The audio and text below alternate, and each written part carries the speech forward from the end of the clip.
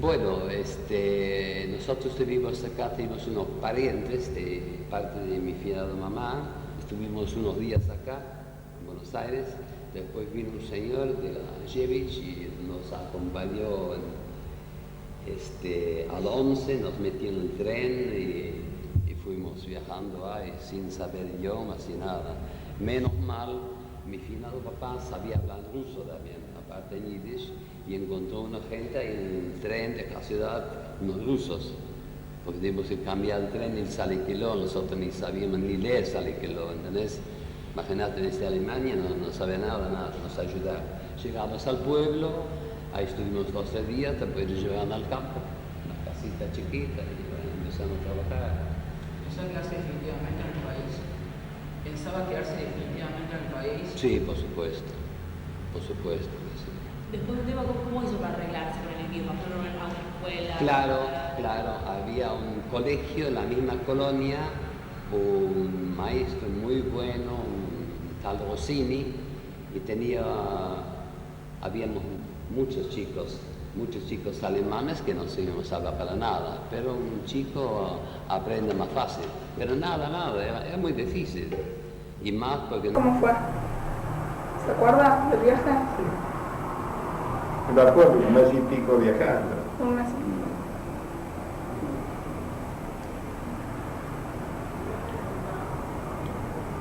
¿Cuál fue, no sé si se acuerda porque era muy chico, cuando llegó al país, cuál fue la primera impresión que tuvo? O digamos lo que le pareció. Bueno,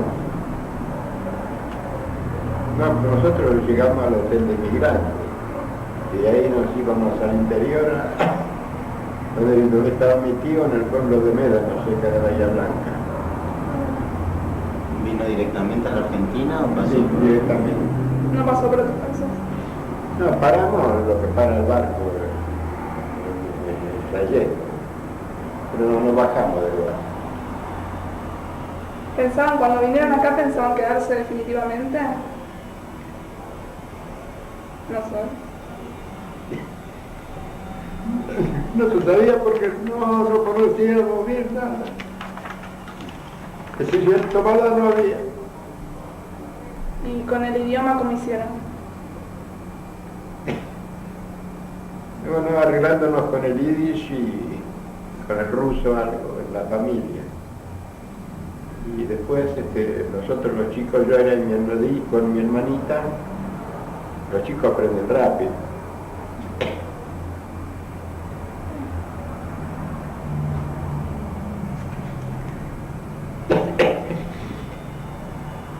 ¿Y puede contarnos algo sobre sus estudios acá en Argentina? Normales, primaria hice, no pude entrar, yo quería seguir, pero no, en secundaria no pude hacerlo.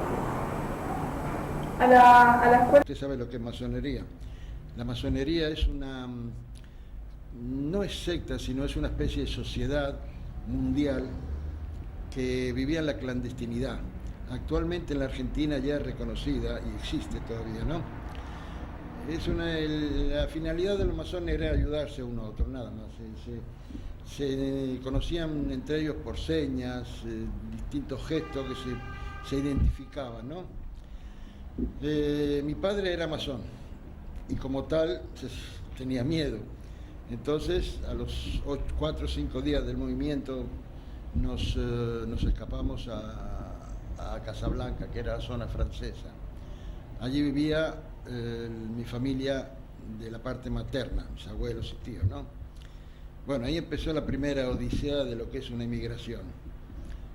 Yo como chico y frecuentaba la escuela, el francés más o menos lo dominaba y me podía defender, pero a las personas mayores les costaba, ¿no? Luego habíamos abandonado todo en Marruecos completamente, dejamos el departamento, todo creyendo que iba a ser una cosa de una semana, 2, 3, 4, hasta que se normalizara. Duró 7 años. Nos quedamos en Casablanca 7 años. Bueno, los principios fueron duros, pero luego llegamos a acomodarnos y vivíamos bastante bien. Pero mi padre sentía la nostalgia de Tetuán, de su pueblo, de sus familiares, sus amistades. Y cuando yo tenía 20 años regresamos a Tetuán. Para mí fue un choque muy grande otra vez, fue otra inmigración, digámoslo así, ¿no?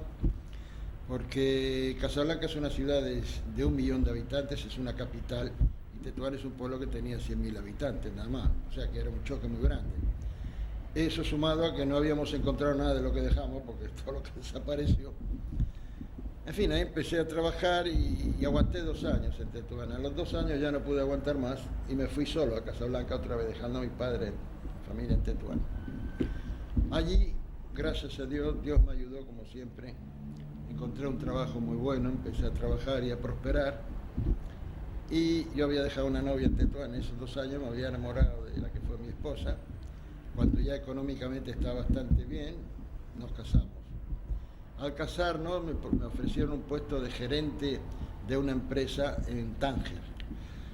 Tánger, esa era una ciudad que estaba dentro del territorio de Marruecos español, pero era un régimen internacional. O sea, que tenía Puerto Franco, entrada y salida, y tenía mucho comercio. Y ahí se instaló una empresa de máquina de escribir Olimpia, de la cual me nombraron gerente. Ahí me casé y viví 7 años los más felices de mi vida en Tánger. Ahí nacieron mis hijas y además teníamos la ventaja de que estaba a 65 kilómetros de Tetuán, donde todavía vivían mis padres y la familia de mi señora, o sea que era una ventaja. Eso fue lo que me decidió venir de Casablanca a Tánger. Bueno, estábamos trabajando normalmente y viviendo una vida muy feliz, porque Tánger es una ciudad maravillosa, tenía playa, monte, en fin, linda. En esto surge la independencia de Marruecos. Francia y España abandonan el territorio y Marruecos se unifica, se hace un solo Marruecos bajo el rey, por supuesto. El rey estaba antes, pero no gobernaba, estaba de pantalla, ¿no? Se retiran las fuerzas españolas y francesas y casi todo ya se convierte en un país árabe. Los judíos siempre hemos vivido bien con los árabes de Marruecos, nunca tuvimos problemas de convivencia, al revés, nos llevamos muy bien. Pero al producirse la independencia de Marruecos, y en ese interín también ya se había producido la independencia de Israel, que empezaron las guerras entre árabes y judíos, políticamente no tuvimos persecución, pero socialmente ya la vida se hacía difícil, ¿ve? Y el idioma se convirtió en el árabe, había que empezar a aprender a escribir en árabe, en fin, se hizo difícil. Los judíos casi todos empezaron, los europeos para empezar empezaron, los españoles a España, los franceses fueron a Francia, quedaron muy pocos, y los judíos también empezaron a emigrar. La mayoría de los de la zona norte, los que tenían una posición más o menos buena, fueron a España y casi todos se fueron a Venezuela, emigraron a Venezuela, donde formaban una colectividad bastante grande. Los de Tánger, que eran muy políglotas, hablaban 3 idiomas, muchos se fueron a Canadá, cada uno donde quiso. Y los de la zona francesa, la mayoría se fue a Israel, que son los que llaman los marroquinos en Israel, ¿vio? Muchos de ellos también, gente que tenía en posición legal, se fueron a Francia, por supuesto, ¿no? Nosotros, resulta que mi señora y sus 3 hermanos habían nacido en la Argentina y tenían la nacionalidad argentina. Se habían ido muy chicos a Marruecos, ¿no? Entonces, por supuesto, cometimos la equivocación de venir a la Argentina, ¿no? Fue una equivocación bastante grande. Al llegar aquí, pues, tuvimos los problemas consiguientes de la adaptación ambiental. No me refiero al idioma, porque el idioma no había problema. Un pueblo bastante bien lindo. Nosotros teníamos un gran almacén, un negocio grande de almacén, y mi papá era un rabino. Trabajaban todos dentro del almacén, ¿no? Todos trabajábamos en el almacén, sí, pero mi papá era en templo. Ajá. Los viernes, así estaba con nosotros, ¿no? Pero así los viernes viernes, sábado estaba en templo. Sí. Éramos medio religiosos. Yo, por ejemplo, yo iba al colegio polaco, sé bien polaco, escribir y bueno, en todo. Con todo eso que tantos años ya estoy acá, que sé más o menos bien en castellano que como en polaco y como judío. ¿Ustedes judías? Sí. Como judío. Y hasta ¿Cómo estaba compuesta su familia? Muy bien, normalmente. ¿Tenía hermanos, hermanas? Argentina es Uno así, nunca sabe. nunca pasa todo bien. Bueno, y después ya está, mi marido trabajó mejor y bueno, y mi vida es Cortan con los puntos. Entonces nos estaba contando que vino. No, y después ya está, ya nos acostumbramos al país. El idioma lo supimos pronto porque sabemos otros idiomas. Y bueno, y después tuve los hijos, aprendí con ellos, crecieron, mi marido trabajó bien y luchando como siempre, hasta ahora.